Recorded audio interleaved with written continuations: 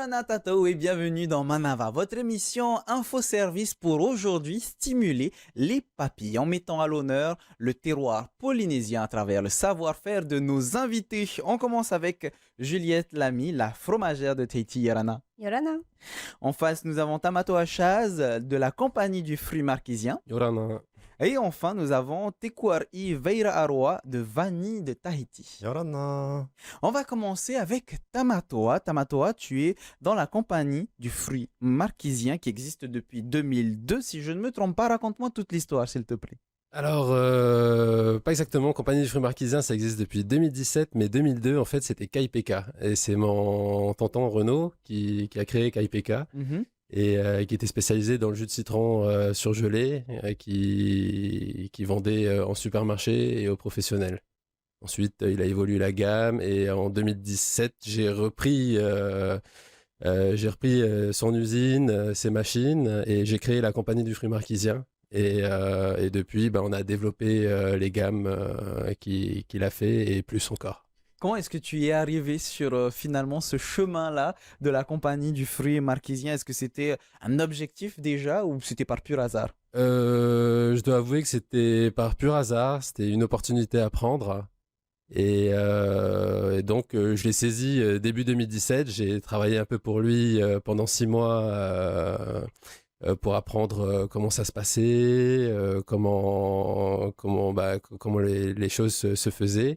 Et puis, petit à petit, j'ai investi dans des machines, j'ai changé l'équipe aussi. Et on est passé d'artisanat à l'industriel petit à petit en 1 à 2 ans, en une année, 2, ouais, c'est ça. Et puis aujourd'hui, on est passé de 30 agriculteurs, par exemple, à 300 agriculteurs qui nous fournissent en fruits à Nukuhiva. Ah oui, il y a une légère différence quand même. Oui, clairement. Et aussi, au niveau de nos clients, aujourd'hui, on fait pas que du professionnel. On se lance enfin sur le particulier grâce à notre nouvelle usine qu'on a construite l'année dernière. Parfait, on va continuer avec notre deuxième invité, Juliette Lamy. Donc toi, tu es la fromagère de Tahiti, c'est devenu carrément ton surnom, tu es devenue la fromagère de Tahiti. Comment est-ce que tu es arrivée sur ce chemin? Alors moi, je suis arrivée en Polynésie en 2015, voilà, après une formation donc agricole. J'avais pas du tout le projet de venir à Tahiti, c'était pas marqué dans mon programme. Et du coup, je devais en fait faire du fromage et puis monter ma ferme en France. Et puis par hasard, en fait, j'ai recroisé un amour et du coup, je suis venue le rejoindre ici. Donc lui, il était déjà ici. Et du coup, j'ai quand même terminé ma formation en me disant que ça me servira à rien et que tant pis, je la termine quand même et puis on verra bien quoi. Sachant que lui, il me disait mais si, tu pourras faire du fromage à Tahiti, ça marchera bien et tout. J'ai dit mais il y a une ferme au moins? Oui, il y a une ferme. Bon. Du coup, je suis arrivée ici en 2015 et puis en fait, j'ai fait des tests petit à petit. Et puis après avoir bossé un petit peu dans les hôtels et tout, finalement, j'ai commencé à vraiment monter mon truc et à me concentrer là-dessus. Et en 2016, j'ai créé une patente, voilà, et je l'ai nommée la fromagère de Tahiti parce que je me suis imposée comme l'unique pour l'instant. Pour l'instant, effectivement. Ah là là, qu'est-ce que l'amour ne nous fait pas faire. Et pour notre plus grand plaisir, puisque aujourd'hui, donc comme tu l'as dit, tu es la seule fromagère de Tahiti. Avant d'arriver ici, c'était déjà ton objectif donc de le monter en France. Tu avais déjà tout ton projet. Finalement, est-ce que tu es satisfaite de ce que tu fais finalement ici? J'avais pas du tout de projet en fait. Enfin, je voulais dans l'idéal avoir une petite ferme, produire un petit peu de fromage, mais c'était pas juste faire du fromage, c'était vraiment avoir des animaux et tout ça quoi. Et donc là, c'est vrai que c'est totalement un autre projet parce que c'est pas trop possible d'accéder à la terre ici et d'élever des animaux. C'est compliqué quand même. En plus, moi, je suis pas adaptée pour travailler dans un climat hyper chaud, donc je me voyais pas faire ça ici. Et du coup, là, c'est vraiment j'achète le lait et je le transforme. Donc, j'ai plus un statut d'agro-transformatrice. Et en fait, c'est le best, en fait, parce que quand tu produis, ça prend énormément de temps. Le lait, c'est vraiment des astreintes où c'est ta vie, quoi. C'est-à-dire que tu traites matin et soir tout le temps et tu peux partir en vacances. Donc là, c'est plutôt bien, en fait, comment ça s'est développé. C'est une bonne alternative. De le faire ici, c'est carrément mieux, en fait. On va terminer notre tour de table avant de rentrer dans les détails avec Tekuari dans la même idée. Rappelle-nous comment est-ce que est venue l'idée puisque c'est ta maman qui a créé Vanille de Tahiti, Vanille C'est avec ça, un Y. exactement. Faut savoir qu'au début, ma mère, elle était directrice de l'Epic Vanille de Tahiti. Donc, déjà bien avant d'avoir lancé l'entreprise Vanille de Tahiti, elle travaillait déjà dans le secteur. Et suite à des événements de la vie, on en est arrivé à ce qu'elle crée elle-même son entreprise. Et moi, j'étais encore à l'école quand elle a commencé. Je crois que j'étais en terminale. Mhm. Et donc ensuite, j'ai aidé un peu de temps en temps entre deux. Mais quand j'ai essayé de faire le lycée, non. C'était pas trop ça, tu Ouais. voulais continuer, tu voulais arrêter? J'arrivais pas dans les études. Mhm. Je sentais que c'était pas fait pour moi et je voulais faire quelque chose. Du coup, ben, vu que ma mère avait commencé son entreprise, son activité, je me suis dit que j'allais la suivre. Et maintenant, ben, je crois que ça va faire la 4e année là que je suis avec elle et que je travaille. Donc c'est un mélange de hasard et de volonté propre. C'est ça, c'est un mélange des deux. Ça s'est vraiment présenté là. Pour moi, c'était l'opportunité et ben, j'y suis allé. Alors parlons, pardon, préparation. Comment est-ce que vous faites pour préparer la vanille? On sait plus ou moins les grandes étapes, hein. Vanille de Tahiti, on Ouais. connaît, on a la fleur, on la Le marie et ensuite on la fait mariage. sécher. Mais parle-nous de toi, comment est-ce que tu le fais? Est-ce qu'il y a, comment dire, une journée de routine? Le matin, tu te lèves, tu vas marier les fleurs, par exemple? Alors, faut savoir que à la base, on était juste préparateur. Mhm. C'est-à-dire? C'est-à-dire que on n'avait pas de production. Donc, on était obligé d'acheter de la vanille aux producteurs locaux et qu'ensuite on préparait. Mais là, ça va faire 1 an qu'on a racheté une exploitation. Donc, mais le souci, c'est que l'exploitation, elle est à travaux. Donc, on a quelqu'un qui est là-bas, qui s'occupe journalièrement, hein. Et nous, moi, en tout cas, principalement, je m'occupe de la préparation. Donc Donc, tu prends les vanilles la et tu vanille, les... voilà, je les étale au soleil. Et Et après tu bronzes avec elles. oui, c'est vrai. Parce que après, quand le temps vient où c'est le moment de les sortir, la préparation se termine. Je passe beaucoup de temps au soleil, donc à les sélectionner une par une, et ça prend beaucoup de temps, beaucoup de bronzage, et donc voilà.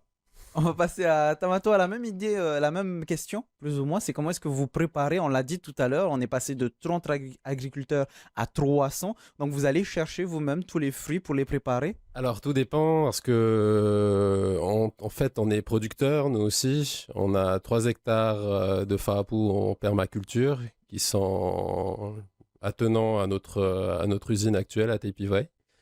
Et donc on produit une partie des fruits qu'on transforme, mais aussi oui avec un camion en fait on se fait chaque vallée jusqu'aux coins les plus reculés de Nukuhiva et on va chercher nos fruits auprès de tous les agriculteurs. Après, il y en a qui peuvent aussi nous les apporter tous les jours à l'usine.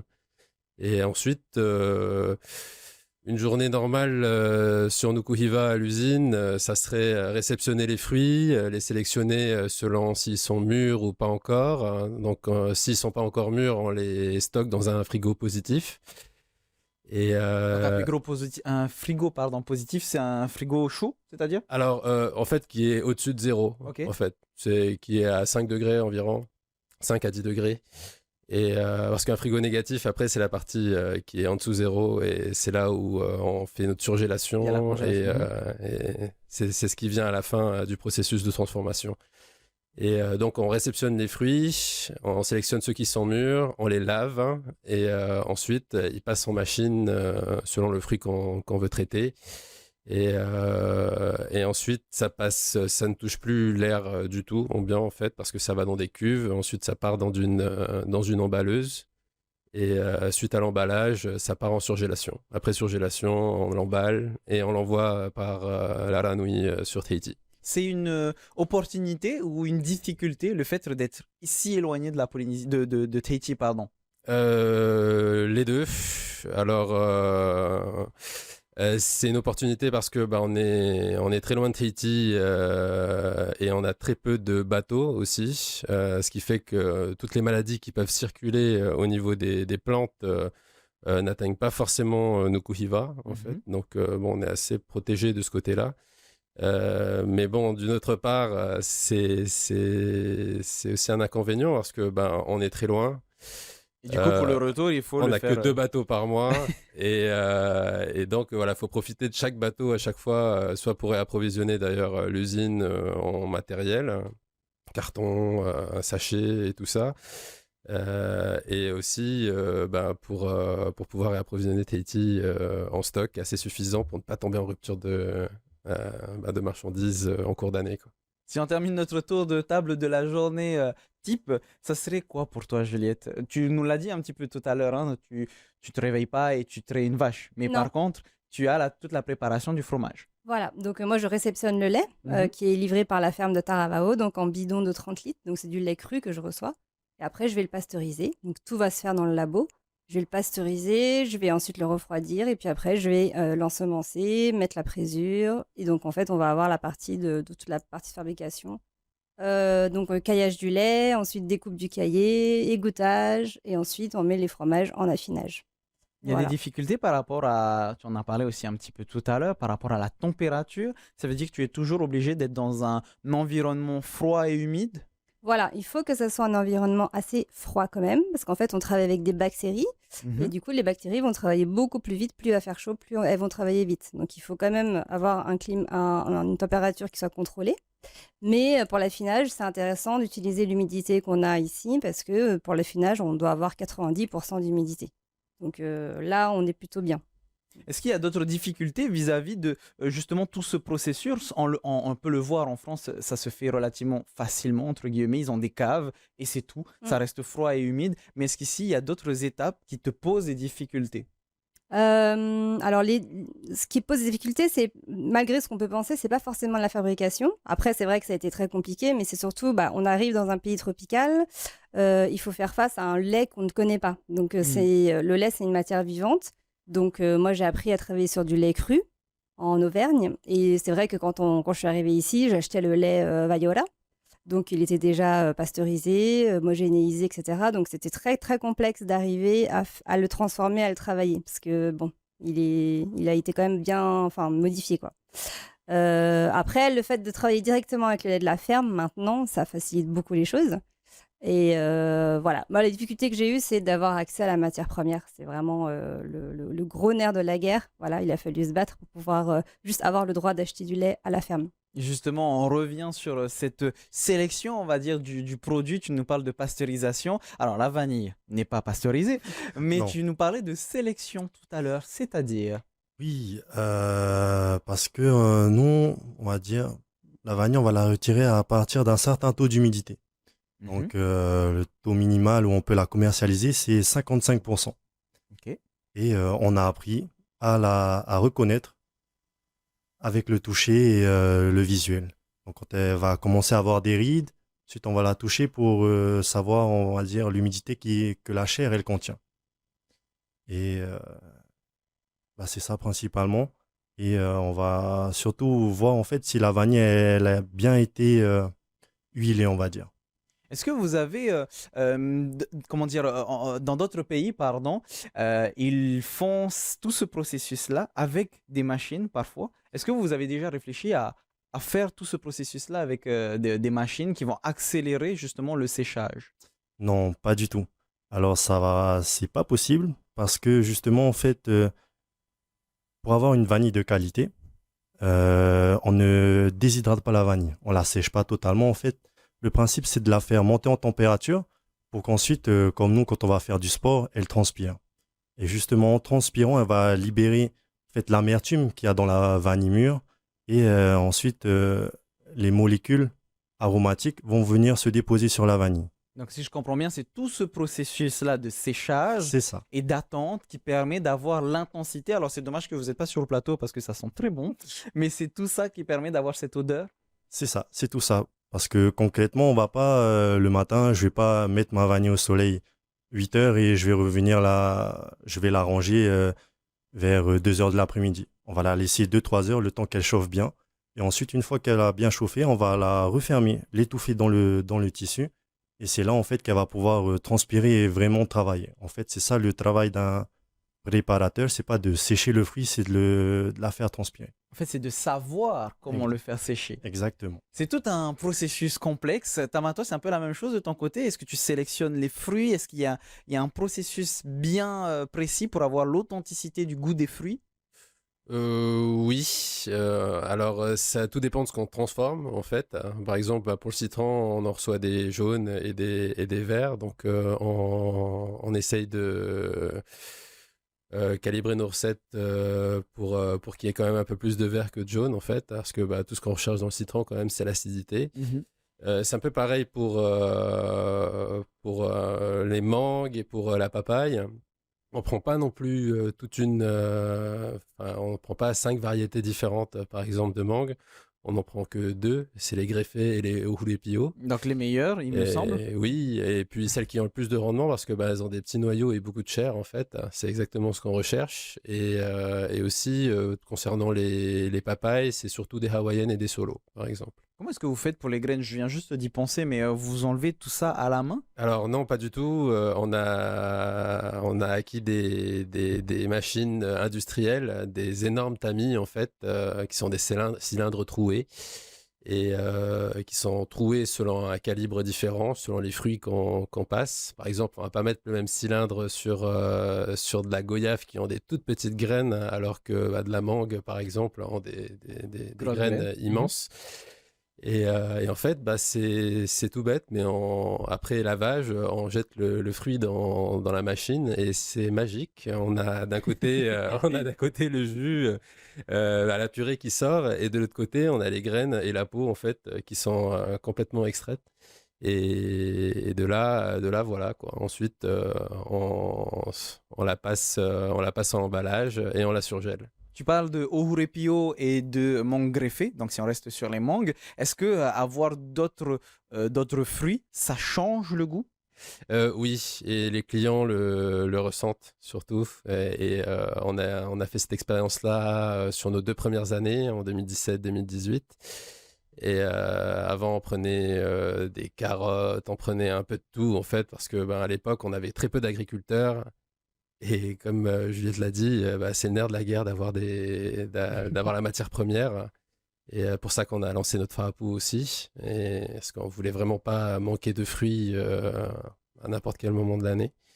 Et donc, voilà, on a au final, petit à petit, en faisant chaque vallée par vallée, littéralement en voiture chaque jour, et à demander des fruits tous les jours, et on a aujourd'hui réussi à avoir 300 agriculteurs et aussi on arrive à demander exactement ce qu'on veut en fait. On va essayer de s'envoler, cette fois-ci en dehors de la Polynésie française. Donc c'est déjà très difficile pour vous, pardon, vous le disiez tout à l'heure, parce que vous êtes à Nukuhiva, parce que c'est loin de Tahiti. Mais est-ce que tu as déjà pensé à t'exporter carrément, aller à vendre à l'étranger? Alors oui, c'était une option aussi, mais le problème de vendre à l'étranger, c'est que la concurrence est bien plus forte que chez nous. Déjà que la concurrence est dure chez nous à cause des produits importés. Et souvent, par exemple, sur le citron, c'est beaucoup de citron du Mexique, beaucoup de mangue de Thaïlande ou du lait de coco d'ailleurs, parce qu'on fait du lait de coco.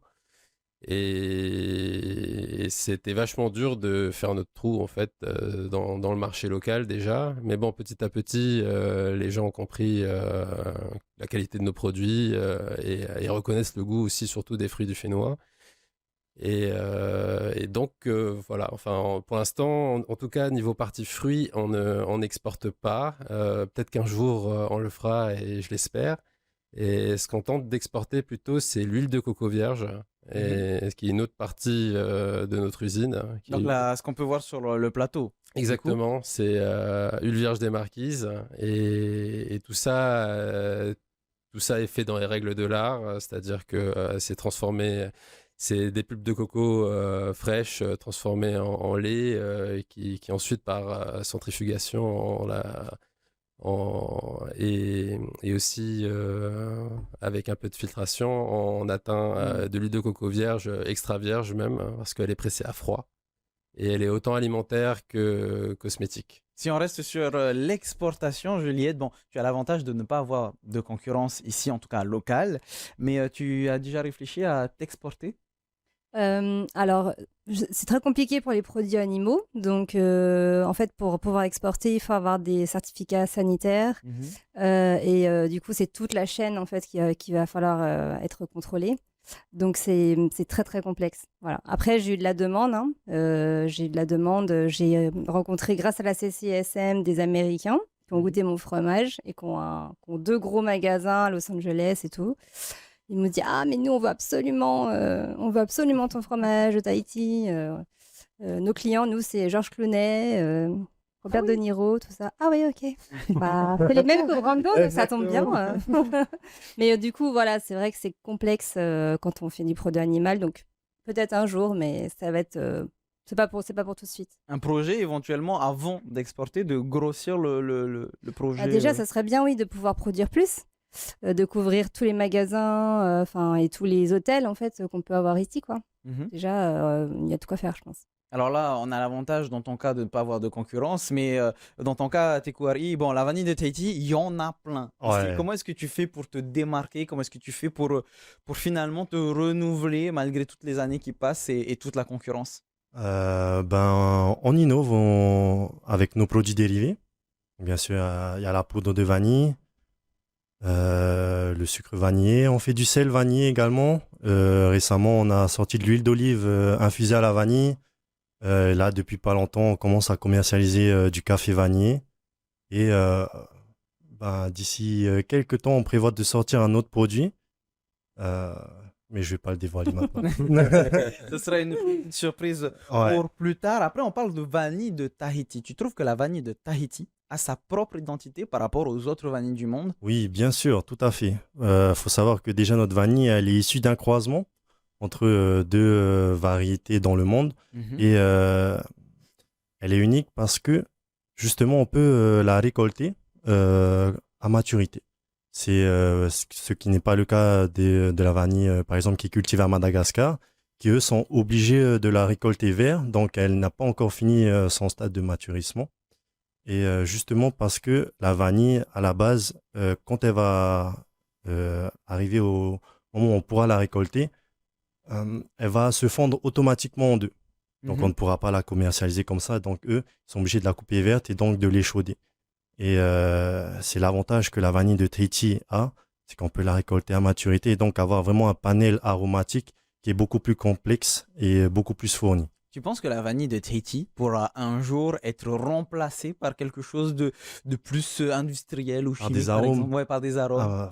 Non, pas du tout. Pas du tout, comme je viens de le dire, parce que justement, nous, on a la chance de pouvoir la récolter à maturité. On a un panel aromatique beaucoup plus grand. Bon, ça se fait, hein. Il y a des arômes artificiels et tout qui se font, mais ce sera jamais comme la vanille que l'on cultive et que l'on récolte. Moi, je le sens bien, vu que maintenant, ça fait un petit moment que je travaille dedans. Euh, quand par exemple, tout simplement, quand je mange de la glace à la vanille, je sens pas vraiment ce goût intense. Pourtant, c'est à la vanille. Et ça, c'est ce qui fait que la vanille est vraiment un produit unique qu'on ne pourra pas remplacer. Alors aujourd'hui, on parle des saveurs, hein, made in Fénois. Justement, on a toute l'authenticité du savoir-faire de nos artisans. Pour terminer l'émission, c'est bientôt les fêtes. Alors je me tourne vers toi, Juliette. Est-ce que tu as des projets pour les fêtes de fin d'année? Est-ce que c'est une période charnière que vous attendez chaque année? Oui, c'est une période très importante pour tout. Voilà, le fromage, voilà, souvent on vend des plateaux de fromage. Donc Mhm. les gens achètent un plateau de fromage pour terminer le réveillon, voilà, en beauté. Et du coup, moi je propose toujours des plateaux de différents formats, de différents prix pour que ce soit essayer d'être accessible un petit peu à tout le monde. Et voilà. Et chaque année, en fait, pour Noël, j'essaye de faire un nouveau fromage, de créer vraiment un fromage spécial fête. Voilà, parce que j'ai plein de clients qui me connaissent déjà et qui achètent déjà toute l'année. Donc voilà, c'est pour leur apporter un petit plus. Donc, comme Tekuari a fait tout à l'heure, on tease juste, il y aura peut-être une nouveauté cette année, Il y mais on aura n'en dira peut-être pas. une nouveauté, ouais. On n'en dira pas plus. Non. Je vais terminer sur l'avenir. Tamatoa, comment est-ce que tu vois l'avenir de la transformation des produits locaux, hein? C'est notre sujet d'aujourd'hui finalement. Est-ce que tu penses que ça va arriver sur des débouchés professionnels positifs, par exemple, ou une bonne évolution? Ben, sincèrement, oui. J'espère. Il faut juste trouver des porteurs de projets assez courageux et surtout pour pouvoir. Ben, il faut développer surtout ce qui se passe dans les îles les plus éloignées, pas que sur Tahiti. Mhm. Je pense aux Australes, les Marquises encore. Nous, on est les seuls sur Nukuhiva et d'autres usines de transformation pourraient se faire sur d'autres îles et au Tuamotu aussi d'ailleurs. Et faire de l'eau de coco ou de l'huile de coco vierge encore. Ils ont les ressources. Il suffit juste d'avoir un petit coup de pouce du pays et d'une banque. C'est un appel, apparemment. Mais s'accrocher surtout, parce que le chemin n'est pas facile. Mais je pense que si plus de gens pouvaient se lancer et pouvoir comme ça soutenir l'agriculture, l'agriculture brute, et ben, je pense qu'on pourra s'en sortir petit à petit, step by step, au fil des années. Et c'est ce qu'on va retenir, bien plus qu'un plaisir gustatif, finalement, les saveurs du Fénouin. Ça représente un patrimoine culinaire et culturel, en plus d'être une opportunité professionnelle. Alors, je ne sais pas vous, mais à force de parler de vanille, de fruits et de fromage, je commence à avoir faim. Donc, c'est la fin de notre émission. On se retrouve demain à partir de 17h. En attendant, bonne soirée sur TNTV avec à 18h votre VA Tahiti. Merci à toutes et à tous d'avoir répondu à mes questions. Merci à toi. Maururu itatatau faririra trahuma parheana.